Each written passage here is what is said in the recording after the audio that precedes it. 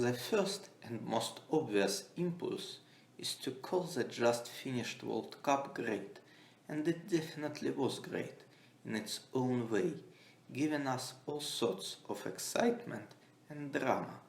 And I even don't count here the brilliant final match with its innumerable unimaginable twists which will eternally haunt some of the fans and would be forever remembered and cherished by the others. But it's an emotional assessment, the voice of heart, if you will. As for the voice of logic, it tells that we once again, as it is the case for a long time already, with regard to the major tournaments involving the national teams, witnessed a football of average quality from a tactical and technical point of view. Roughly speaking, what we saw in Qatar is the level of play which has been characteristic for the prominent European clubs in the mid-2000s. Since that point, football in the Champions League evolved a lot and continues to progress, getting faster, more intense and tactically sophisticated. As for its analog on the level of national sides, it almost stuck. One significant fact: in the last three World Cups that preceded this one, the combined distance covered was basically the same. Meanwhile, in the club football, the speed of play became at least 8-10 kilometers faster per match. It is also ironic that there is no yet data available concerning the ground that has been covered lately in Qatar, but I very much doubt that overall speed of play radically increased. You may retort by saying that pace itself sometimes doesn't have too much meaning, citing as an example Real Madrid that won Champions League courtesy to the superb passing and intelligence, being one of the slowest and most static teams in the whole tournament. But the truth is that, in terms of national sides, cultivating a proactive combinational style, things at the World Cup were even worse. Let's begin with the fact that the short-term format of the tournament itself, along with all the typical difficulties surrounding the life of teams that play 15-20 times per year at the maximum, initially favors those ones who prefer simple, aesthetic, mainly defensively orientated football for one evident reason: this unpretentious style of play is much easier to install and achieve. The prime example of it lately have been Morocco, the side whose tactical style and pluses have been molded by the adamant Vahid Halilhodžić, the veteran head coach who is well known as a defensive specialist. Taking it as a basis, his successor, Walid Regragui, did an admirable job as a motivator and communicator, bringing back one of two countries' best players, Hakim Ziyech, who refused to perform under the guidance of Halilhodžić, and tasted the historic success. Before Morocco, that surprised with their well-drilled and disciplined defensive play, multiplied by agility, perseverance, and grit, no other African national team has been able to pass the quarter-final stage at the World Cup. It's as curious as telling that so-called the Atlas Lions lost only two final games in Qatar, those ones in which they enjoyed the most of the possession. In all the other matches, they controlled the ball less, at times far less, than the opponents, but achieved some stunning results, beating sequentially Belgium, Spain and Portugal. It may look as a paradox or even eye-opener, but in reality it was rather a trend, which is pretty much reflected the events on the pitch. Other things being equal on the level of national sides, it's traditionally easier, more comfortable and much more profitable to distract and that's why even the likes of Argentina, France and Brazil weren't shy to deliberately give up the ball while they were one goal, let alone two in front. In that sense, the correlation between the concrete score and the flow of the game has been huge and absolutely direct. Perhaps only two teams, namely Spain and Germany, tried to dominate in every facet, and it's symbolical that both of them failed. On the example of Hans-Dieter Flick is especially clearly visible to what extent the football of national sides is dissimilar to the club's one. The German, who proved himself as an excellent manager at Bayern, didn't make appropriate adjustments and paid a heavy price for it. Flick, who used to bet on an extremely high defensive line in order to constantly pressurize adversaries and menace them with the imminent offside, in reality fell victim to his own trademark weapon, with players of the lesser quality at the back in comparison with those he had at his disposal at Bayern, and with much less time for preparation and different formula of the tournament that severely punishes for every bad match result. Flick left the World Cup much earlier than he anticipated, and the fact that Germany were pretty strong in attacking phase, finishing fourth in the HG rating in close company with Argentina and France, who advanced much further, only magnifies the Bundesteam's defensive shortcomings, and remind us as well that success in this competition sometimes is related not only with what you are doing, but also with that you don't. As for Spain, they were the absolute kings of possession, as usual, but haven't been able to extract any sufficient incentives from it. This idea may look pretty strange, but in reality, Luis Enrique had very few footballers who are really competent in this particular style of play.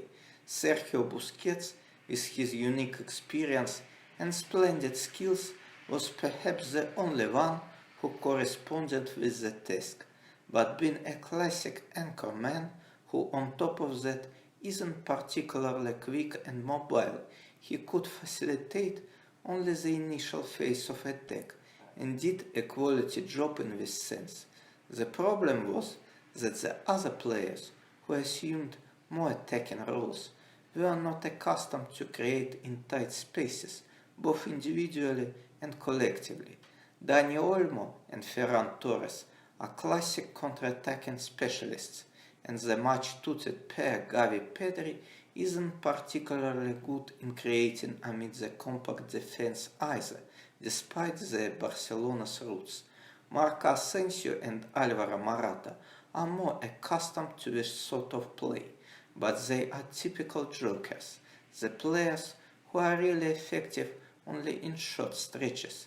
As a result, Spain naturally struggled to improvise and score, with the notable exception of the first match versus Costa Rica, which turned into an easy and pleasant stroll right at the beginning. Among all 32 participants, perhaps only Argentina felt themselves fairly comfortable in the positional attack, thanks to the sublime qualities of Lionel Messi, who is undoubtedly the most efficient player in the history of the game in this concrete regime. When the teams that prefer a possession type of football are stuttering and short of ideas, usually those who love an up-tempo manner are coming to the fore, but it surely wasn't the case in Qatar. Brazil, that under the guidance of Tite are playing a la Jurgen Klopp's Liverpool, were struggling to force their tempo in 4 matches out of 5 and ran riot only in the game against the brave but also incredibly naive South Koreans. Make no mistake, Seleção, with its robust defense and a wide range of quality attacking footballers, looked pretty solid even operating at the limited speed, but in the positional attack this team is much more predictable and hence less dangerous and powerful. Switzerland proved it by reliably deterring Brazil in the space of 80 minutes, and Croatia proved it even more emphatically by completely switching off the fast break along with transition opportunities through the well-coordinated work of the midfield trio Luka Modric, Mateo Kovacic and Marcelo Brozovic. You may argue that even under these circumstances, the South Americans were much closer to the win, but in the tight game it's very important to take away an opponent from what he preferred to do, and it's exactly what the Croats did. Fine margins, no room for a serious error, and pretty much comparable class of the lion's share of participants formed perhaps the main trend of the tournament. One fact is more than enough. For the first time since 1998, when the formula with 32 teams has been established, no one didn't manage to take all 9 points in the group. Last time we saw something similar in 1994 in the USA, but back then only 24 squads fought for the ultimate prize. In this light, the upcoming expansion of the final tournament in 2026 to 48 national sides isn't looking as bad and quirky as it has been envisaged by some avid skeptics. There is no doubt that the average level of participants gradually grows with each edition of the World Cup. The bad thing is that this occurs mainly due to lack of progress of the grandes, palpable deficit of fresh ideas or nifty play and tactical innovations is mainly the fault of the traditional favorites. As for the minor or rather more modest teams, they are getting stronger, not least because they have more clear and hidden reserves even in this format, which, amid the constant scarcity of time for proper preparation, complicates and occasionally even completely denies creativity and flair. As a result, with each World Cup, we have more and more competitive field of teams and less pure quality of football. If we draw a parallel with F1, where during the first segment of qualification, all 20 cars and racers are accustomed to be within just 2 seconds, or even second and a half on short circuits, the group stage in Qatar was the picture of the same kind, only the hosts and arguably Canada along with Wales looked like the teams who have no genuine chance to enter the knockout stage.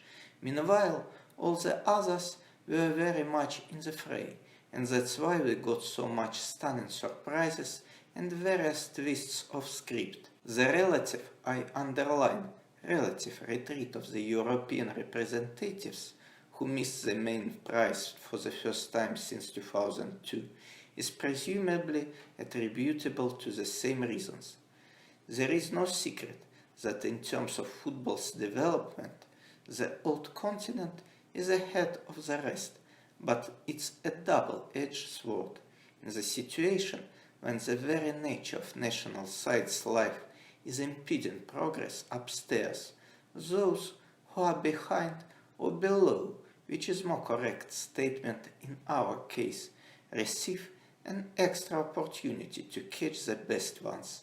And it's exactly what we saw in Qatar, when teams from the other continents borrowed or implemented some traditional European pluses, whether it's tactical flexibility, firm discipline, or ability to proceed from the actual score. It may surprise somebody, but the same applies to the eventual champions too, especially if we recall how badly organized and disorientated Argentina were in 2018, being coached by Jorge Sampaoli. Lionel Scaloni, who was Sampaoli's assistant back then, succeeded him after the tournament, and at the beginning of his tenure looked as a thoroughly accidental figure in this position. Frankly speaking, the Argentine Federation of Football promoted Scaloni for want of a better alternative. The much more decorated Diego Simeone and Mauricio Pochettino firmly refused to take this job that seemed unrewarding, and even the journeyman manager Gerardo Martino followed their example. As a result, the namesake of Messi got not only his chance but enough time too in order to transform the national side. His initial results as a head coach didn't strike the imagination. At the Copa America in 2019, Argentina have been eliminated by the arch-rivals Brazil in semi-final, but as turned out later, in those months he laid the foundation of a powerful and smartly balanced team.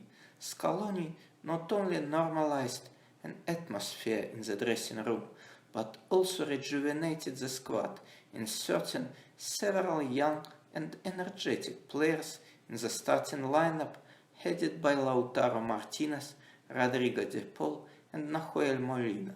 This enabled him to surround Messi with much more mobile and operational partners who are ready to disguise the flaws of genius by pressing, running and defending for him. The fact that international football in general is 10-12 kilometers per game slower than the best examples of the Champions League also helped Scaloni's cause. In this context, it's much easier to compensate the loss of 3-4 kilometers that every Messi's presence on the pitch usually means. On top of that, the opposing national teams as a whole are much less inventive in their attacking moves, so the possible weaknesses of La Albiceleste were reliably covered. Despite that, the head coach always vigilantly monitored this potential problem. That's why playing time of veteran Angel Di Maria has been palpably reduced, and highly rated by Italian media Paulo Dybala pretty seldom left the bench. The fact is that Di Maria, at his venerable age, could provide a solid scope of work only within 50-60 minutes. As for his younger compatriot, Paulo is absolutely incompatible with Messi due to the very same shortcomings. Like Messi, Dybala ran very little and basically doesn't defend at all, and even the enhanced team couldn't serve two such footballers. When the new national side has been formed and the time of experiments was over, good results started to come thick and fast. Argentina qualified for the World Cup with a remarkable record, without a single defeat in 17 games, 11 wins, 6 draws, and won in impressive fashion the Copa America right in the middle of the stint, incidentally their first major trophy in 28 years. All that time, Lionel kept the roster pretty stable, almost like as if he worked with a club, and this definitely massively helped to prepare for the World Cup in the situation when most of the coaches had only 1 week in hand. However, his eyes were very much open, and it's not a simple coincidence that in Qatar we saw the emergence of Enzo Fernandez and Julian Alvarez, two promising footballers who declared themselves just recently. The Benfica holding midfielder didn't play at all in the qualifying campaign and started the World Cup as a substitute, but after that quickly turned into a key figure who, along with De Paul, is cementing the center of the field. As for the Manchester City forward, who is effectively Erling Haaland's backup, he managed to catch the end of qualifying games and even scored 1 goal, but went to Qatar as Lautaro's understudy, but by the playoff time completely supplanted him from starting 11, making a pretty fruitful duo with Messi by not only constantly running for him, but also finding with Leo common ground on the pitch. It should be added that Scaloni showed himself a flexible and astute tactician, making the most of the fact that he, unlike all the previous managers who worked with La Albiceleste, had not only extensive but also relatively fresh experience in the European football. Scaloni, a decent right back in his playing days, who used to cover all the flank, performed in Spain, Italy, and briefly in England for more than 15 years in total, and it certainly gave him an invaluable knowledge.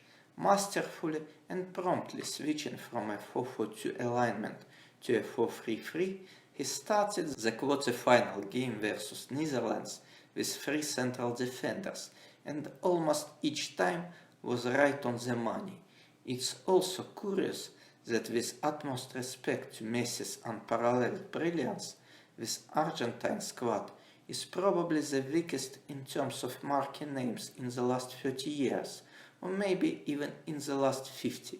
As you may see, almost half of the roster lately flopped in a big way in the Champions League. As for 3 other footballers who have a star status, they weren't even legitimate starters. Dybala spent basically the whole tournament on the pine. Lautaro barely appeared in the knockout round. As for Di Maria, his playing time has been limited down to roughly 40%. This didn't prevent him from splendid display in the first half of the final though, and it ideally illuminates Scaloni's other important quality, ability to adjust and select tactics depending on his team's form and concrete opponent. It's significant that originally the Argentine plotted a formation with 3 central defenders against France, but later, having ascertained that his side has an edge in physical conditions, opted for a much more aggressive strategy. In contrast to his predecessors, he is not led by big-name players. Instead of it, Lionel preferred to trust those who could ensure the necessary dynamics, intensity and huge workload in order to support the main man Messi in his creativity and attacking prowess. And as the just-ended tournament showed, this kind of formula is much more efficient than all the previous ones, based on star status. And the last but not the least thing, Scaloni is obviously a tremendous communicator, motivator and psychologist who is capable to retain an excellent rapport with his squad. After the crushing defeat against Saudi Arabia that not only abruptly ended Argentina's very long unbeaten run, but also immediately put the team on the brink of elimination, he kept his nerves and made right decisions. It's true that in the first half of the next match versus Mexico, La Albiceleste looked tense and feckless, but the players continued to make efforts, and after the trademark Messi's smashing shot, the manager and company didn't look back anymore. Then they swept Poland and started the glorious playoff chapter. Scaloni showcased his incredible poise here too, when his team, due to lapse of concentration, squandered 2 goals cushioned twice versus Netherlands and France. It was easy to break mentally after that, but both times the Argentines, following slight bewilderment, brought game back in its natural flow and fought until the end, or rather until the very winning end.